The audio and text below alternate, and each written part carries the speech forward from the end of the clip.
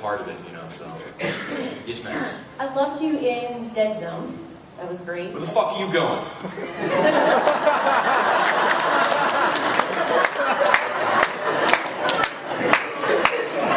And this question is for both of you. In any of your roles, have you seen the final edit and kind of went, wonder why they did that? Or when you're filming, do you have a vision of how the edit is going to be? And Rocco, can you tell us a joke? Boy, you know, I can't, the age limit, can't do it anymore. They get mad at you. You know? But I don't know any clean jokes. Tell a filthy one, brother. No. Do it. Yeah! The country is America. Be a patriot. Make them laugh. You guys, somebody say my name. You guys taking pictures? Videoing? Yes to every other question. Yes. Yes. Every time you shoot something, you envision the way it's going to unfold. Every time you read a script for the first time, you know, the images are playing out in your head. And then when you're on the set, it's a little bit different. Then when you see the edit, they put it together a little bit differently. You know, sometimes you're pleasantly surprised. Sometimes you're like, what the fuck? You know, all of those, you know. It's kind of like internet dating, you know. You're like, what the fuck are you? And then sometimes you're like, damn. Actually, that last part's never happened. Never. I've never internet dated before. Yes. Hi. This is for both of you. First one, Doc sings, when see when you die. Did that Spoiler alert.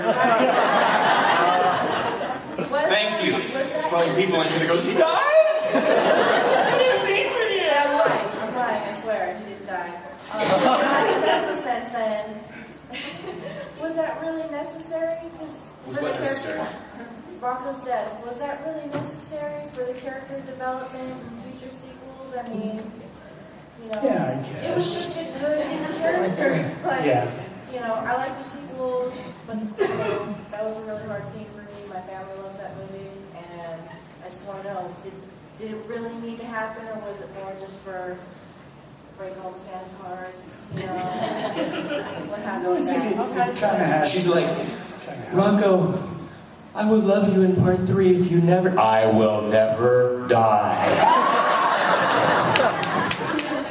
They do that on a show. They killed the character off and he was really popular and they just brought him back on.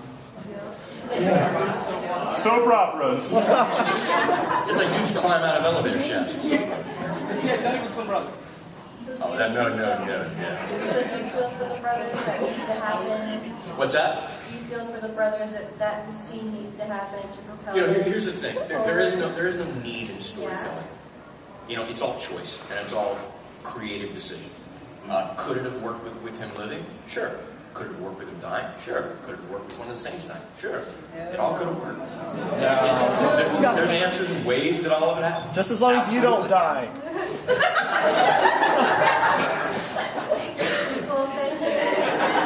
You know, it's a creative decision. It's all in the writing and how it's structured. You know, as long as there's a reason behind it, then, and I think it worked in part of it. I think it worked. Well, thank you. You guys did a great job. You're very welcome. It's kind of a fucked up shirt. Thank you. It's a purple, bright, shiny rainbow. It's just murder. Yeah, it's Sherlock Holmes. He really thinks murder. So anyways, I'm a really big fan. My whole family, even my grandparents like the movie, even though there's a little bit too much violence and cursing for my grandmother's life. But anyways, I had a question for Rocco. Did you tip her?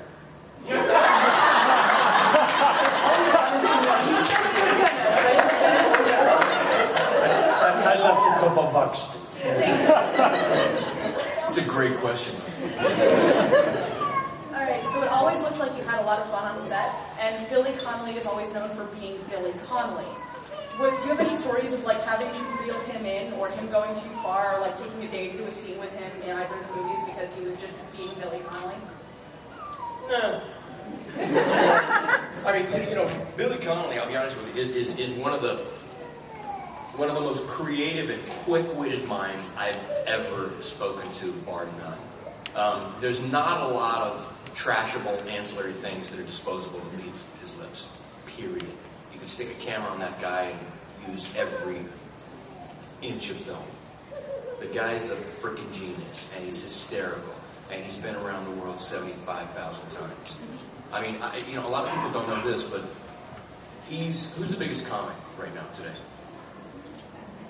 Who? The biggest comedian? Robin Williams? Who? Louis C.K., Kevin Hart. Well, he's bigger than both of those in Europe. I mean, he's huge. You know, he was in the first Boondock. We were like, who's that guy? I think I might have seen him in something before. He's huge. He lives in a castle in Scotland. I mean, this guy's got stories about. I mean, some of the most entertaining moments for me on Boondock 1 or 2 were in the van driving the set with Billy Connolly.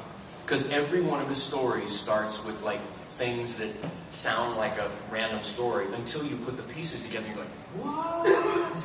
I mean, everyone's like, yeah, I was on a Ferris wheel with Maggie, and she was, and later it comes out that her last name's Thatcher. You know what I mean? Okay, go back to the Ferris wheel. Hang on. You know, and me and Dave were sitting by a fire, passing a joint back. And you know, this friend comes up and wanted him to sign the Space Odyssey album. And anyway, you're like, it's fucking David Bowie! You know what I mean? That cat's lived that life. But he's one of the most intriguing, entertaining people I've ever met in my life. That cat's one of the solid ones. Thank you. Yeah. Hello. Hello. I actually have 2 requests. One, since Wolverine isn't here, and it's always fun to pick on him when he's not here, could you please tell us that story with him on the horse again? Because I can't get over that story of him freaking out on the horse. And 2, can you say something in your Irish accent? I love accents. Tell her that she has a nice tongue. There you go. It takes too long to warm up for the accent. It just doesn't come instantaneously. You can't just do that shit. Get into it for a minute. It's highly technical. I gotta go through warm-ups, look in the mirror, watch me lips do freaky shit. I got to make sure I did filthy shit with at least 12, 13 birds the night before. To get me in the mood, you see. You guys want to hear the story about the time I lost Rita's? Which costume was about the same time that I found Rita's. And having said that, there's never been a time where I haven't known where that fuck it was. We're in like, I'll tell you the first little bit of the story, and then I'm just going to cut it off like a fucking episode or something. Yeah, I know. I think we're like in Nashville somewhere. We're all in my hotel room, like 18th floor. UFC's about to come on, so I'm ready to kick people out.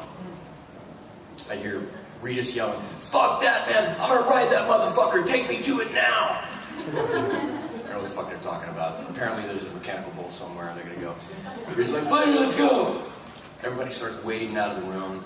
I'm already on the bed, waiting for the UFC to start. So, Rita's, text me the address and I'll meet you guys there.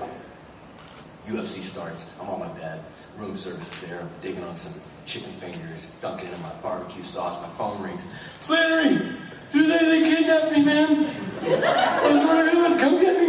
Come get me." I'm like, "What the fuck?" Where he's like, "Dude, I'm in a hotel room somewhere in this dude's bathroom. He's outside." We got this thing down. I'm like, "All right, fuck, calm down, dude, calm down." I'm like, "You got your phone?" He goes, no. I'm like, "You called me on your phone." I said, yeah, no, I got it. Yeah, it's right here. I'm like, "Yeah, of course it's right there." I'm like, "Do me a favor, dude. Fuck, I've known this cat for years. We've been doing stuff." I'm like, "Turn on your Find a Friend, and I'll be there in a minute." Find a Friend, man, plugged in. Gives you a little polka dot on a map, right? And you can, in real time, if I walk closer to that fucker, my polka dot gets closer to his polka dot. So I will find this fucker, right? He's like, okay, yeah, you can fucking find this one, yeah. Which app is that? I'm like, "I put it in your secret folder." He's like, "Yeah, secret. Okay, yeah, it's there, okay, turn." Like, hit the button, it'll turn green and stay on. "Okay, tell him. I can hear him out there, man. I can hear the fucker out there." I'm like, "All right, dude. I fucking throw on my britches, because I freestyle when I'm on the bed watching UFC. I throw on my britches, like my boots up. You got to, right? You know. I'm not sure you do.